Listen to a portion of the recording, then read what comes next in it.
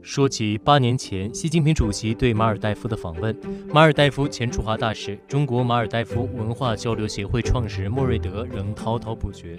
提到和中国的渊源，莫瑞德说，他年轻时对中文产生浓厚兴趣，选择到中国台湾地区留学，中文为他打开中国文化的大门。1985年，他第一次踏上中国大陆的土地。我第一次去北京的时候是1985年，那时候北京跟人家说台北、台湾比起来的时候，北京比台北，我是落后了20多年。这个实话实说啊，1985年开始，每年一次去中国的，有机会去中国大陆，去北京，很惊讶，自己觉得这个是一个国家的领导的这个眼光，这个北京这个变化是真是快。到了现在的话，说北京比台北比的话，说北京比台北先进80年。说一口流利中文的莫瑞德曾任马尔代夫经济发展部部长，2012到2014年间转任驻华大使。卸任之后，您在2016年创立了中国马尔代夫文化交流协会。那么，您成立这个协会的初衷是什么呢？在您看来，文化交流对于两个国家的交往起到了什么样的作用？文化交流是一个桥，这个桥是一个永久的一个桥，所以我们到目前为止是我们的协会中华文化交流协会派了280个青少年去中国访问，完全是去了解中国文化和中国的这个发展，特别是中国的领导们对老百姓的忠心性，领导们对老百姓有一个责任感，对老百姓的发展有一个关系，很尊敬心的话，才会有一个国家的发展。青少年交流很重要，也很难组织，但莫瑞德自有一套巧妙的办法。为什么我们派团的时候，为什么每年是冬天派团去？那是最冷的时候。马尔代夫是个热带国家，一下飞机的时候冷得不得了，没想到好像进去一个冰库一样。它有一个气候变化的感受的时候，它的印象是会很深刻，一辈子会有一个这个印象。莫瑞德告诉深圳卫视，青少年就是未来的领导人。在挑选前往中国的代表时，他也会优先选择来自乡村的青少年。莫瑞德说，这与中国的乡村振兴战略在某种程度上是相似的。乡村的发展是国家的发展，这个马尔代夫最大的问题是我们的发展是不平衡。意思是首都旁边的发展是十分好，但是旁边的这个乡村市不一定他们有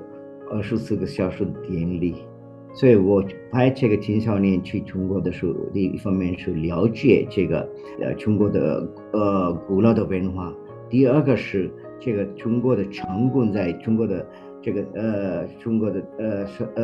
特殊社会主义的里面的这个领导们的关心对老百姓是最重要的，可以说是亚洲是最成功的一个政治系统，特别是所谓的中国特殊社会主义。2017年，马尔代夫积极响应“一带一路”倡议，成为最早与中国签署21世纪海上丝绸之路谅解备忘录的国家之一。5年来，中马共建“一带一路”取得了有目共睹的成绩。9月22日，马尔代夫维拉纳国际机场改扩建项目新跑道校飞成功，这是马尔代夫唯一一条4F 级跑道，满足空客 A380、波音747-8等 F 类大飞机起降需求。这对旅游国家马尔代夫来说，意味着接待能力的大幅提升。旅游的最重要的地方是联系的 connectivity。到目前没有国家想到把马尔代夫扩大这个机场，但是通过这个“一带一路”的一个项目来扩大我们的机场，让我们现在可以一天可以有好几十班飞机可以落到马尔代夫的机场。所以这些事情是中国做的每个项目是，我自己觉得是跟民间的发展和他们的幸福有关系的。除了机场之外，中国还援建了中马友谊大桥，推进马代的社会住房项目等。但是这些有利于民生的项目却遭到了美西方所谓债务陷阱的攻击。那么对此您是怎么看的？我自己觉得这个西方国家说的这个债是完全是个幻想，说可以说一个嫉妒心，因为他们这个觉得怎么能一个亚洲的国家来帮忙一个亚洲国家发展，这个他们已经还是应该来说是有一个殖民地的观念。莫瑞德直言，一些域外国家因为马尔代夫是小国，就故意忽略马尔代夫的主权，对马尔代夫指手画脚，这是不能接受的。好像